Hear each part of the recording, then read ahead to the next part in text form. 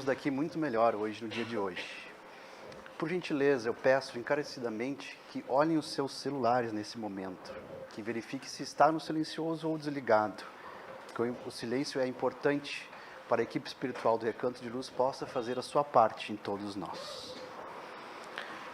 Agradecemos também as doações daqueles irmãos que trouxeram para enriquecer a nossa cesta de Páscoa e também aqueles que trazem aquele alimento todos os sábados para encher as famílias que vêm uma vez por mês buscar o seu alimento do corpo e da alma. Então, nosso agradecimento. E o sorteio da rifa, meus queridos irmãos, vai ser dia 8 de abril, antes da exposição doutrinária aqui na casa. E quem quiser adquirir um número, ainda temos disponíveis com a nossa colega Vera, que está aqui bem na frente. Tá? Então, meus amigos, nesse momento, vamos fazer uma prece antes da nossa exposição. Pedir por nós, por cada um de nós aqui presentes, tanto os que estão aqui e os que estão em casa nos assistindo pelo canal do YouTube.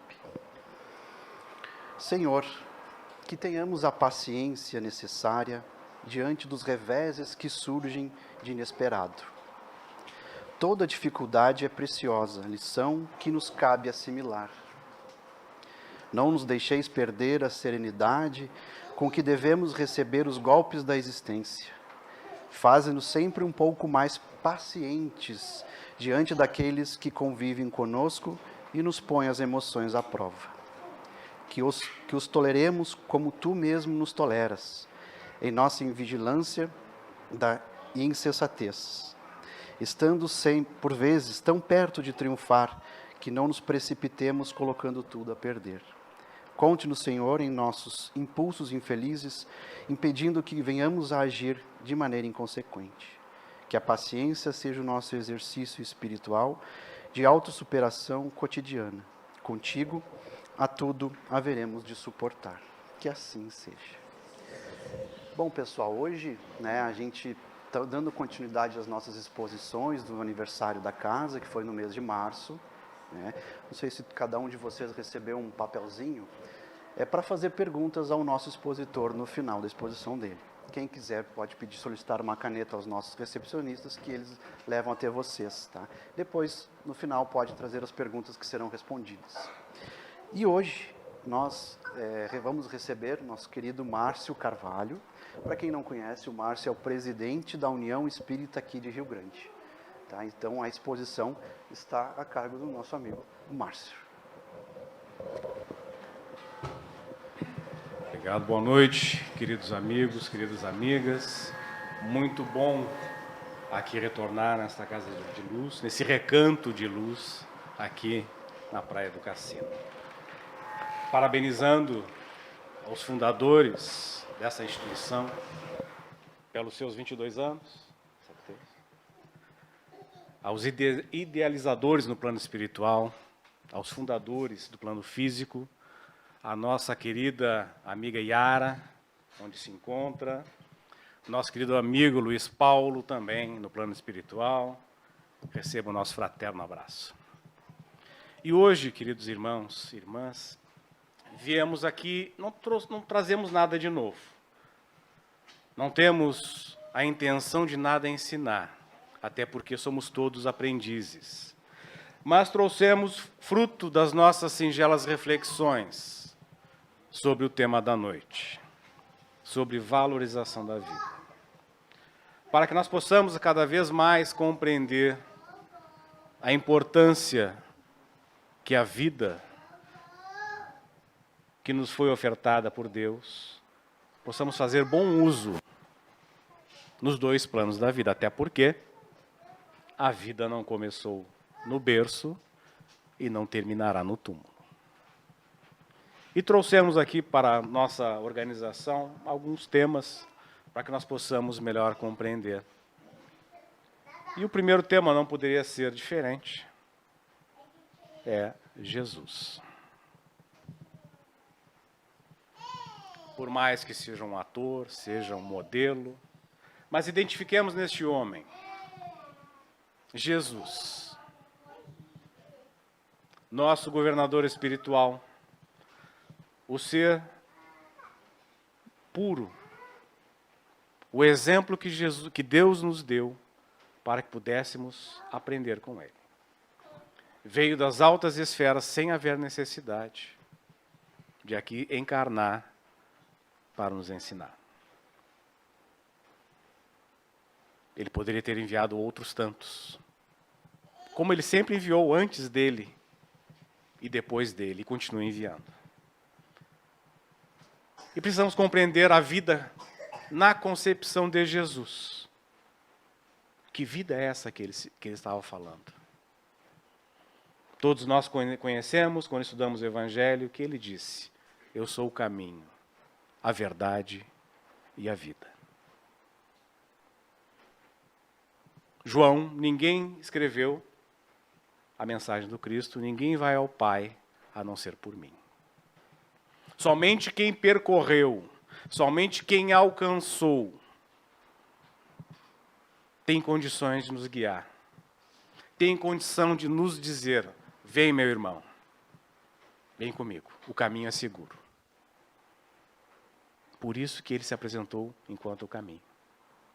Quando ele disse que eu e o Pai somos um, não é que ele seja Deus, como muitas interpretações equivocadas. Ele é um filho de Deus, assim como todos nós o somos. Criado simples e ignorante, assim como todos nós. Mas alcançou, nos milênios que nos antecederam, a sua purificação. Por isso que ele disse: vem, eu venci o mundo, podeis fazer tudo o que fiz e muito mais. Então tudo que Jesus nos ensinou, ele tem propriedade para dizer que também ele é a verdade. E conhecereis a verdade, que ela vos libertará. Está em João capítulo 8, versículo 32. Sabendo o caminho, sabendo que, conhecendo a verdade, nós nos libertamos dos equívocos. Como certa vez a mensagem de Bezerra de Menezes disse: Pai, liberta-nos de nós mesmos. Precisamos de um guia.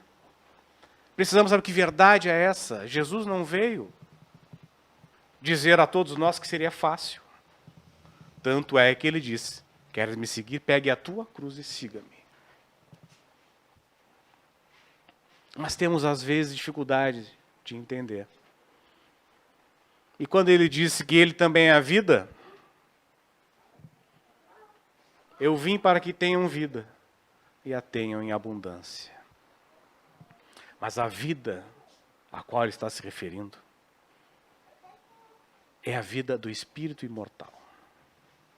Embora estejamos matriculados nesse educandário chamado Terra, precisamos de um veículo material, que é a nossa máquina biológica, o nosso corpo físico. E temos a vida orgânica. Só que nós damos mais atenção à vida orgânica, que deve ser, sim, considerada e bem cuidada, preservada, mas esquecemos da vida verdadeira. A vida do Espírito, que iniciou antes de nascermos, como diz Leon Denis, e continuará depois desta vida, dessa passagem terminar. Este ciclo que para uns dura dias, meses, anos, para alguns até um século, são experiências. Como o aluno matriculado no educandário da vida. E é isso porque Jesus nos convida. Eu vim para que tenham vida, mas não esta vida que nós estamos acostumados, que o materialismo nos impôs, de que a vida se resume em bens, que a vida se resume em posse, que a vida se resume em títulos. Não é essa vida que Jesus está falando. Tanto é que ele não tinha nem um travesseiro que ele pudesse dizer que era seu. E nós nos perdemos, nós enquanto humanidade. Lembramos de Jesus só quando aperta o nosso calçado, né? quando a nossa irmã dor apresenta-se, nós lembramos de Jesus. Mas Ele está conosco e ficará até os tempos que são necessários para o nosso aprendizado. Então, esta vida é a vida espiritual. A vida espiritual se dá através de etapas quando reencarnamos na Terra para experienciarmos, para reconstituir, para reatar, para resgatar, para aprender, para reaprender. Então, se vamos falar sobre valorização da vida, precisamos ter a amplitude do que é verdadeira vida.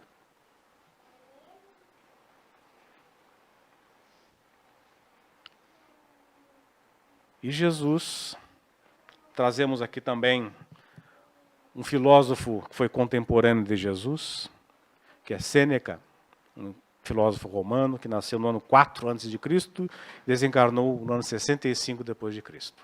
Mas nos registros não há nenhuma menção que ele tenha tido contato com Jesus. Mas os seus ensinamentos, que nós trouxemos aqui, que está nesta obra sobre a brevidade da vida, a qual indicamos para quem quiser, quem gosta de filosofia, ele nos traz, nessa obra, trouxemos apenas 2 tópicos, para que possamos abordar nesta noite.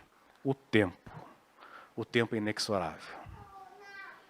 Gostaríamos, às vezes, que o tempo parasse, que os nossos filhos não crescessem, que os nossos pais não envelhecessem, que nós não envelhecêssemos também, mas faz parte do processo. E ele vai nos dizer que a vida não é curta, e sim mal aproveitada. Os Espíritos nos dizem, lá no Evangelho segundo o Espiritismo, que nosso instante reencarnatório é um instante fugitivo na imensidão dos tempos. Mas esse instante é importantíssimo para o espírito imortal. Então, a vida que nós temos, material, a vida orgânica, não é curta, e sim mal aproveitada. Quanto de tempo desperdiçamos com assuntos que não auxiliam, que não somam, que nos desviam? Quanto tempo? E o tempo ele não volta atrás. Então, Sêneca, lá naquela época, trazendo esses importantes apontamentos. E dizendo também que há que evitar o desperdício de tempo em inércia e vícios. E que diz também, se amas tua vida, tranca bem tua porta, para que nenhuma ilusão roube de ti nenhum capítulo dela. Nossa vida é um livro, todos nós escrevemos uma página por dia. Muda o ciclo, muda o ano, recebemos mais um livro com 365 páginas. Não sabemos se vamos chegar à 10ª página, ou à 20ª. Mas a tinta da experiência, a qual nós registramos, ela é muito importante. Então, se temos amor pela vida, amemos aqui estarmos. Por mais difícil que ela seja, por mais desafiadora que ela seja, pois o Pai não coloca nenhum fardo que seja superior às forças de cada um. Podemos sim aliviar as dores uns dos outros. Podemos auxiliar os irmãos a carregar seus próprios fardos. Cada um carrega a sua cruz. Mas podemos também alcançar um copo d'água, assim como Jesus recebera quando estava em direção ao seu Calvário. Então guardemos esse livro da vida, guardemos, tranquemos para que essas distrações e ilusões desta vida material, efêmera, passageira, trazendo redundância para que nós possamos compreender. Que muitas das vezes são chamados cantos de sereia. Quem lembra lá na mitologia? Aquele canto que fazia com que os navegadores fossem até aqueles seres mitológicos e fossem consumidos por eles. Tem muito canto de sereia hoje em dia. As redes sociais, então, nem se fala. Mas a tecnologia veio para nos auxiliar. Assim como o avião veio para nos auxiliar quando a invenção chegou, certamente, né? Sabemos que o plano material é uma cópia do plano espiritual, a ideia era ótima, encurtar distâncias, não é? De daqui até Rio de Janeiro em 1 hora, por exemplo. Mas aí nós, seres humanos equivocados, quem sabe se a gente coloca um explosivo assim, uma bombinha para largar lá na casa do vizinho. Assim também é a rede social. Traz muita informação e muita desinformação. Há poucos dias, teve um caso de ataque de tubarão em Recife, todos devem ter acompanhado, e a menina relatou ao repórter que precisou pedir que as pessoas parassem de gravar. Ela estava ferida, e as pessoas gravando. Olha onde é que chegamos, meus amigos. É melhor gravar do que ajudar. Para ter matéria para o meu, não sei se chama hoje em dia, antigamente era blog, né? Não sei como é que é hoje em dia. Para ter matéria, para ser o primeiro, para dar o furo de reportagem sobre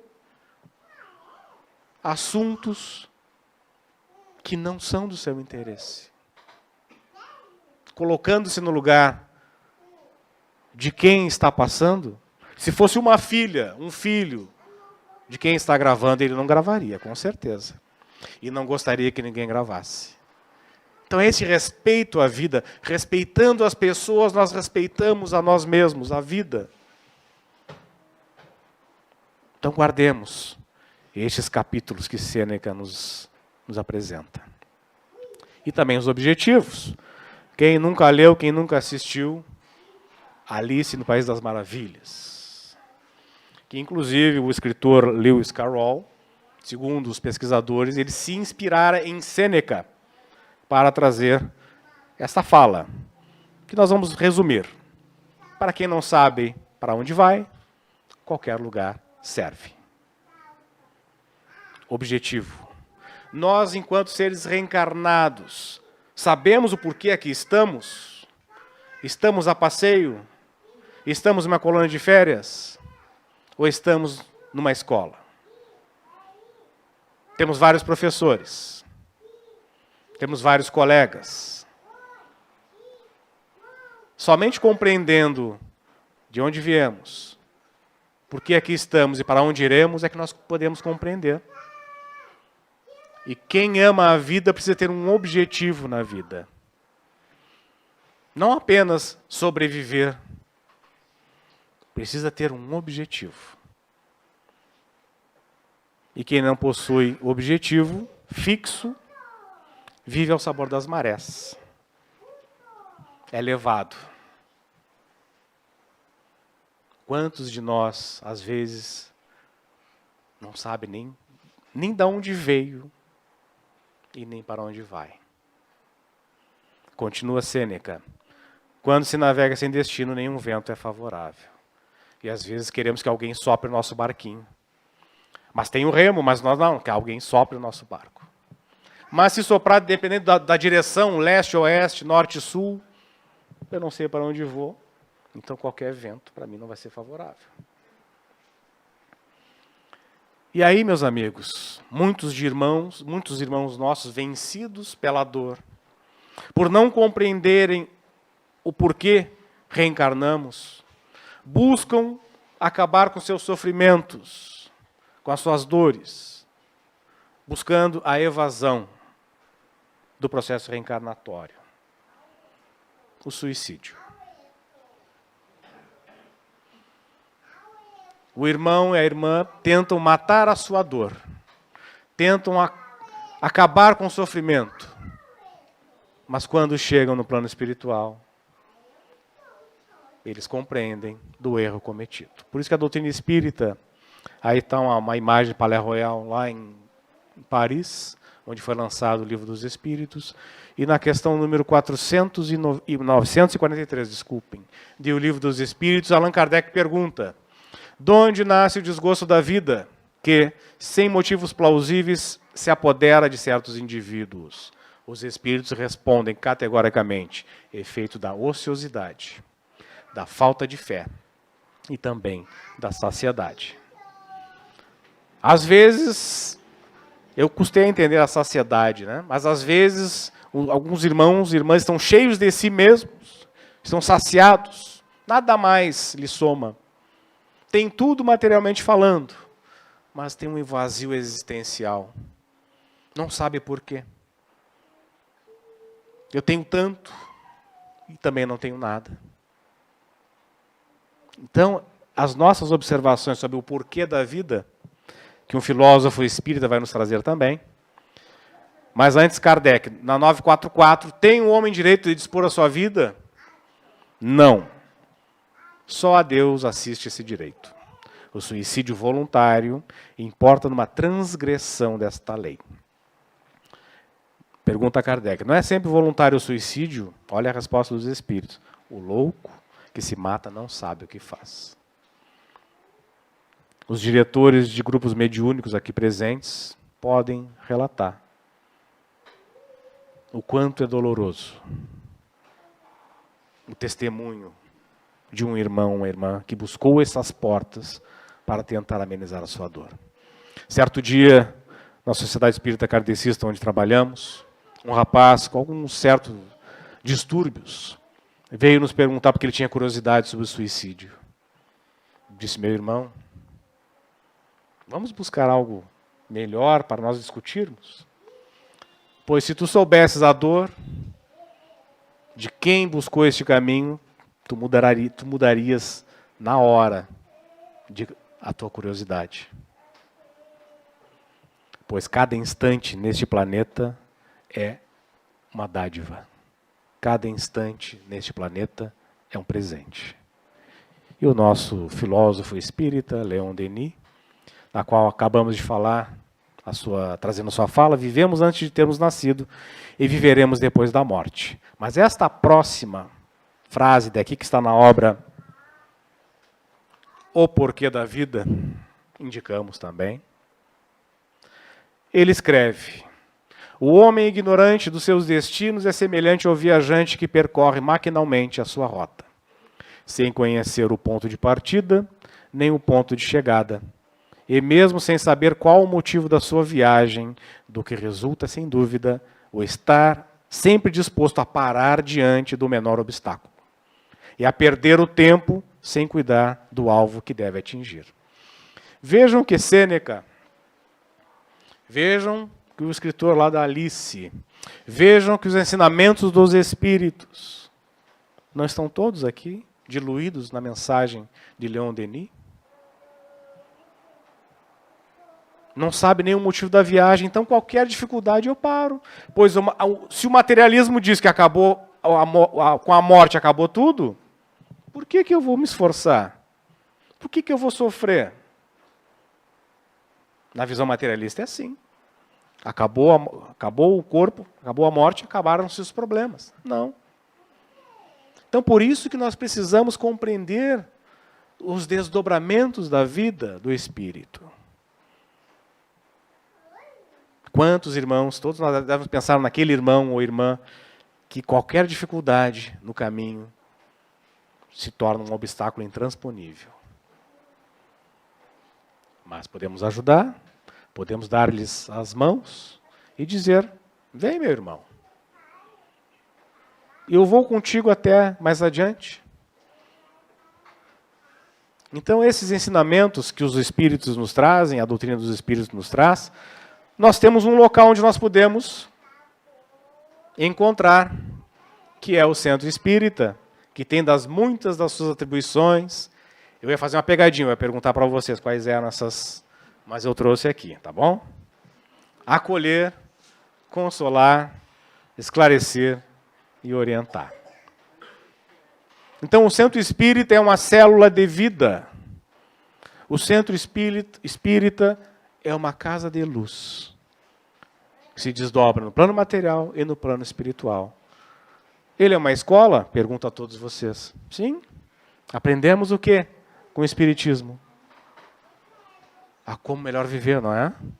Já ouvimos certa vez, mas Espírita só fala em morte. Não, meu amigo. O Espírita fala em vida, para quando nós chegarmos no momento desta passagem, nós possamos enfrentar da melhor maneira. É uma escola do Espírito. A evangelização infanto-juvenil, o estudo dos adultos, da família, é uma escola. E ele também é um templo. Desculpe, uma oficina. Nós aprendemos e temos a oportunidade de colocar em prática aquilo que nós aprendemos. Auxiliar o próximo, seja pelo passe, seja o atendimento fraterno, seja no dirigente do grupo de estudo, seja o dirigente do grupo mediúnico. Então aqui também nós temos oportunidade de trabalho. Pois seria muito difícil termos um ensinamento, mas não termos onde aplicar. Se não conseguimos aplicar lá fora, ainda, iniciamos aqui dentro. O correto seria aplicar no lar, primeiramente, né? Mas muitos irmãos têm ainda dificuldades de levar o centro espírita para dentro da sua casa. Centro espírita também é o lar, como acabamos de dizer. Este convívio fraterno de corações que se uniram por um propósito de servir a Jesus, de servir a Deus, ofertando o seu suor, o seu sacrifício, o seu tempo. Vimos que o tempo é inexorável, mas quando utilizamos o tempo para as boas obras, ele será o nosso advogado pela eternidade. O tempo que doamos, o amor que nós compartilhamos. E é um hospital do espírito desencarnado, do espírito encarnado.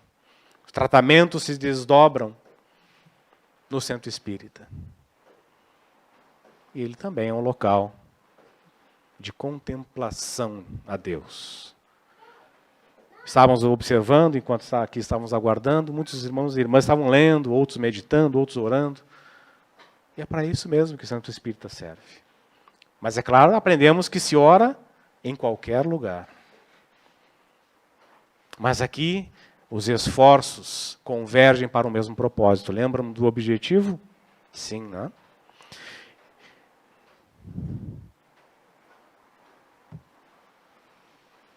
E para aqueles que estão cansados, ele também disse: vinde a mim, todos os cansados e sobrecarregados, e eu vos darei descanso. Ele não disse que eu vos tirarei deste tormento. Ele disse: venha comigo que terás suporte, terás forças para enfrentar a tua jornada, o teu Calvário. Ele nos fala os filhos do Calvário para os seus apóstolos. Falou a Maria Madalena também, que foi uma grande aprendiz, que realmente foi lá cuidar dos filhos do Calvário, quando ela assume um grupo de irmãos com hanseníase, a época chamada de lepra, e acaba desencarnando por contrair essa doença por amor a Jesus. Mas para que saibamos contemplar a vida, precisamos estar muito atentos, observando e auxiliando. Pois embora nós tenhamos esse entendimento, muitos irmãos que conosco compartilham não têm este entendimento. Observar nos pequenos detalhes. Pois muitos irmãos vencidos pelo orgulho, vencidos pela dor, às vezes não conseguem falar, não conseguem pedir ajuda. Não esperemos, pois às vezes pode ser tarde demais. E nessa imagem, não basta que jogássemos um manual de natação. Não. Recolhe, acolhe, orienta e depois acompanha. Jesus assim agiu conosco. Observemos nossos irmãos, nossas irmãs de caminhada. Esta música é uma música do jovem, não tão jovem, quando ele desencarnou, Jonas de Meneg, a qual indicamos, chama-se Luz e Amor, que diz, quase, não vou cantar para não acabar com a palestra mais cedo, né? Mas ele diz, quase sempre escurecemos o caminho que vamos andar, como alguém que sabe encontrar a luz, mas teima em se afastar. De costas para o sol, só vemos a nossa própria sombra. e julgamos pela sombra que há escuridão em todos nós. De costas para o sol, só vemos a nossa própria sombra. E achamos que somente sombra temos. Este sol é Jesus. Esta luz imperecível que vem nos convidar, vem nos dizer, é possível. Aguentes um pouco mais. Busque ajuda. Para que não nos percamos. Para que não desperdicemos essa oportunidade que muitos irmãos estão no plano espiritual, aguardando este momento de retornar para recomeçar. E temos essa oportunidade. Mesmo trôpegos pelo caminho, mesmo vencidos pela dor, persistamos.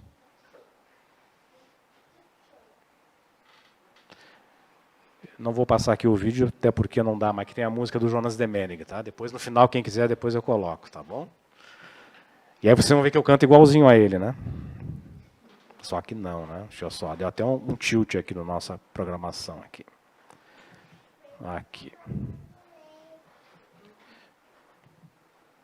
Então, meus amigos, nós trazemos aqui um propósito. A vida tem que haver um propósito. Não contar dias.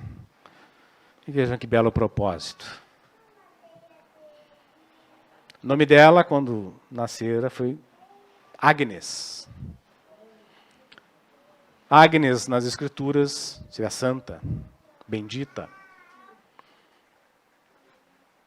Quem conhece a história dessa mulher se emociona. Pois ela tinha um propósito, assim como tantos outros tinham e têm, de auxiliar. Às vezes enxugar lágrimas que não são suas. Como Joana de Ângeles disse a Divaldo, quem enxuga lágrimas dos outros, às vezes não tem tempo para chorar. Que belo propósito. Amparar os filhos do Calvário.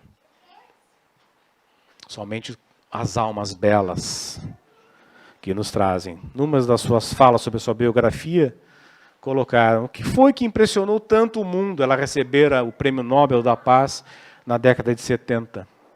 E foi escrito lá pelo jornalista. Foi algo muito simples, e como ela mesma dizia, Madre Teresa, algo muito difícil de praticar. Algo muito difícil de se praticar, o amor. Um grande amor a Deus e a todos, sobretudo aos que mais sofrem. Isso é um propósito de vida. Mas se nós não temos a capacidade de renunciar neste momento, podemos fazer, sim, aquilo que nos cabe. Aquele minúsculo passo, aquele braço estendido, aquele ombro amigo, aquele não julgamento, todos nós podemos. É claro, compreendendo o porquê aqui estamos. E que o tempo, ele nos convida. E também, para quem não conhece, indicamos também Vida e Obra de Jerônimo Mendonça, conhecido como o Gigante Deitado. O homem vencido pela dor, tetraplégico, cego, tinha 10 irmãos. E a mãe dele dizia: Jerônimo, eu tenho 11 filhos. Dos 11, tu é o único que não para em casa. Como? Tetraplégico, cego. Como?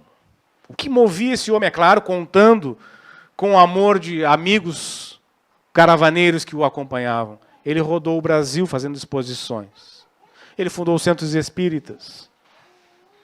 Poderia simplesmente esperar a sua hora. Podia simplesmente blasfemar, dizer porque eu. Esse processo todo começou quando ele era jovem. Ele caminhava normalmente, ele enxergava normalmente. Mas recebera essa aprovação, esse testemunho. E ele ligava para Chico e dizia, Chico, a minha vida está por um fio, Chico. E Chico, na sua bondade, dizia, pois é, meu irmão, meu filho. Mas tem fio de nylon, tem fio de aço. Certamente, do Jerônimo era um fio de aço. Pois qualquer um de nós aqui presentes, se estivéssemos nessa situação, não saberíamos o que faríamos. Então são esses luminares que nos são enviados, que venceram o mundo, venceram as dificuldades, que são exemplos de vida. Chico Xavier, não há muito o que falar, porque todos nós já conhecemos. Aquele homem amor, que exemplificou. Tinha dores absurdas, mas atendia até o último visitante. Até o último visitante. E se alguém tentava acabar com a fila, ele dizia, chama lá meu filho da fila. Chama lá, meu filho, vamos atender até a última pessoa.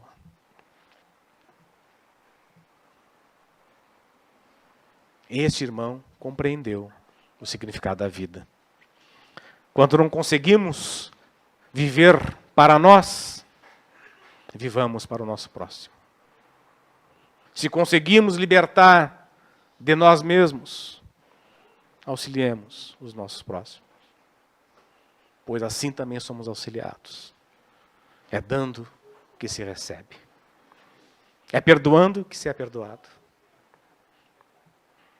E é morrendo que se vive para a vida eterna. Francisco de Assis. Possamos, queridos amigos e amigas, compreender de que a vida é bela, por mais dificultosa que ela seja, por mais dolorosa que ela seja. Pois dia virá que seremos convidados a retornar à verdadeira pátria, e lá não nos será perguntado quem fostes, o que fizestes, o que construístes, e sim, quantas lágrimas enxugastes, o que fizestes de bom. Então que esse nosso livro da vida, meus queridos amigos, possamos escrever com a tinta das nossas experiências, com a tinta do nosso amor pelo trabalho, laborando sempre, caminhando sempre. E quando fraquejarmos, alguém vai nos auxiliar. Quando 2 ou mais estiverem reunidos em meu nome, ali eu estarei. E o momento em que vivemos é um momento que nos requer renúncia. No Evangelho segundo o Espiritismo, nos obreiros do Senhor, se não me falha a memória, está lá que Deus já marcou com um dedo aquele cujo devotamento é apenas aparente. Vivamos as nossas vidas da melhor forma, semeando o amor onde quer que estejamos, semeando a paz onde quer que estejamos, ofertando a outra face, perdoando 70 vezes 7 vezes. Pois ele disse, vós sois a luz do mundo, vós sois o sal da terra. E realmente nós somos. Mas esquecemos, diante das dificuldades ou diante das facilidades que nos desviam do roteiro, que é a busca do encontro conosco. Seguindo os ensinamentos, amarás a Deus sobre todas as coisas e ao próximo como a ti mesmo. Aí está toda a lei e todos os profetas. Que Deus nos abençoe, abençoe essa instituição, para que ela continue auxiliando, laborando no bem, para todo o sempre. Muita paz a todos, gratidão, e agradecemos a caridade de nos ouvir essa noite, e que as perguntas que eu não souber responder, eu passo para as senhoras aqui da frente, que eu já acertei com elas. Ah? É passa ou repassa, não é? Então tá bom. Então tá. Como o Espiritismo interpreta a cremação? Vamos lá. Na realidade, a cremação ela é o retorno do nosso despojo carnal à diluição dos seus elementos.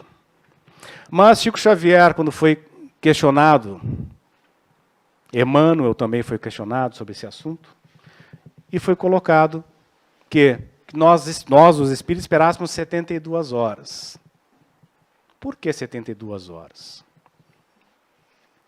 Porque muitos irmãos, no processo de desencarnação, são muito apegados.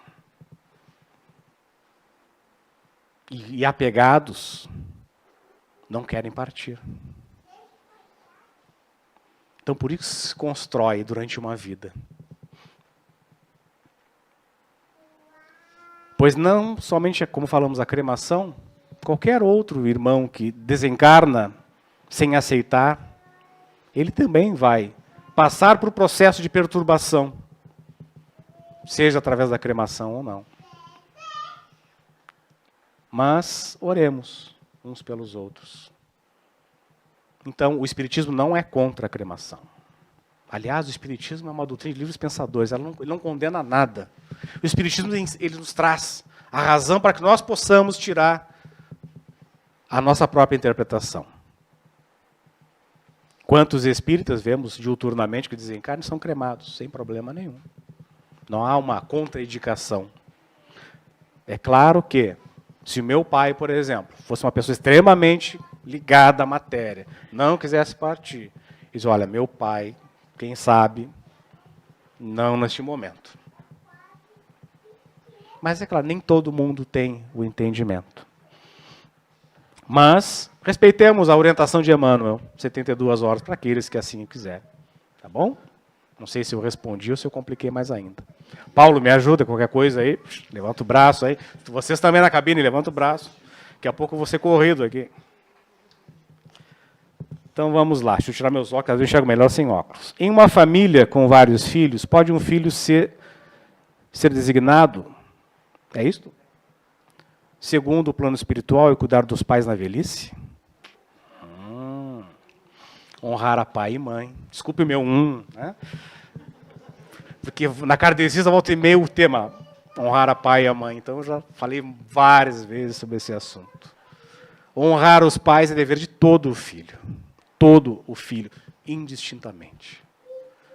Tem aqueles que não têm maturidade. Tem aqueles que não querem ver. Tem aqueles que não querem se envolver. Sim, sempre vai ter aquele filho que tem mais uma ligação.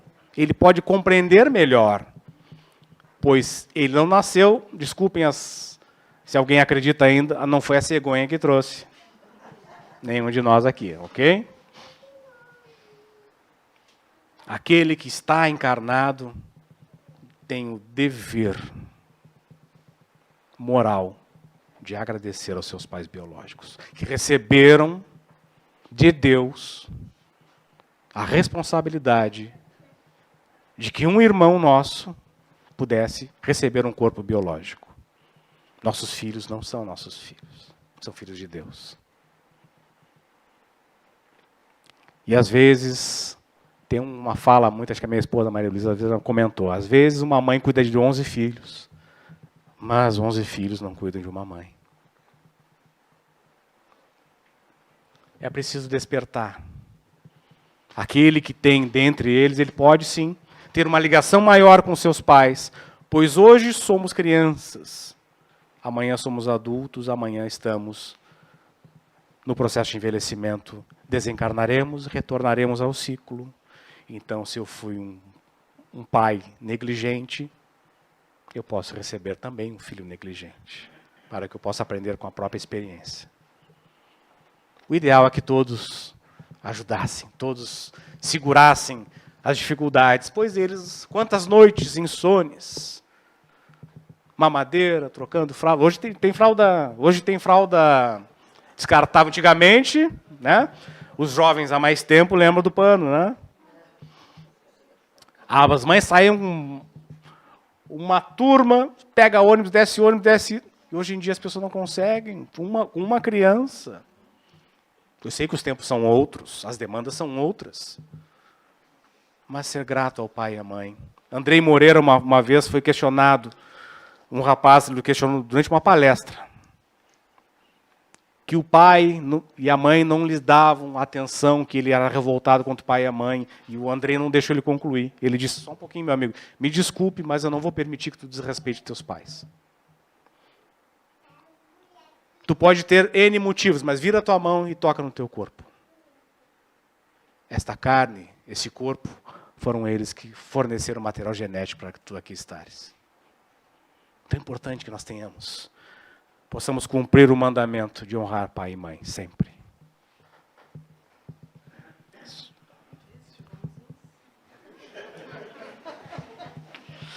Certa vez, numa confraternização de juventudes espíritas, nos convidaram para representarmos Adolfo Bezerra de Menezes. Nenhuma semelhança, nem barba eu tinha na época. O assunto era sexualidade. E os jovens fizeram N perguntas sobre sexualidade. Tinha o Bezerra, Joana de Ângeles e Emmanuel. Era um tal de empurra para o Emmanuel, mandava para Bezerra, Bezerra para Joana, para Joana de Ângeles. Mas respondemos, fizeram cada pergunta. Então, agradecemos, desculpe a brincadeira, mas é importante que nós levemos o assunto com seriedade. Mas é sempre bom quando nós podemos levar com leveza, pois a vida realmente é um desafio. Queridos amigos e amigas, mais uma vez nossa gratidão. Muita paz a todos. Uma boa noite. Muito obrigado, Márcio, pela edificante e emocionante mensagem trazida nesse sábado. Então, pessoal, nesse momento, é um momento também muito importante, é de novo uma prece para aqueles nomes que nós colocamos nas caixinhas e com certeza com aqueles que vêm na nossa cabeça nesse momento. Por paz. Senhor, tranquiliza o nosso espírito, que os nossos pensamentos se acalmem dentro de nós. Sabemos que no momento justo solucionarás todos os nossos problemas. Que façamos silêncio em nós para escutarmos o que nos aconselhas. Ouvindo-te, nada de mal nos sucederá. Não nos deixes agir precipitadamente. Que a nossa decisão seja o reflexo da tua vontade. Acalma-nos, Senhor, para que tudo se acalme à nossa volta. Para que emudeçam as vozes agressivas e a tormenta pare de soprar. Que a tua paz invada o nosso coração e que nela nos deixemos estar sem que coisa alguma dela nos afaste. Que assim seja.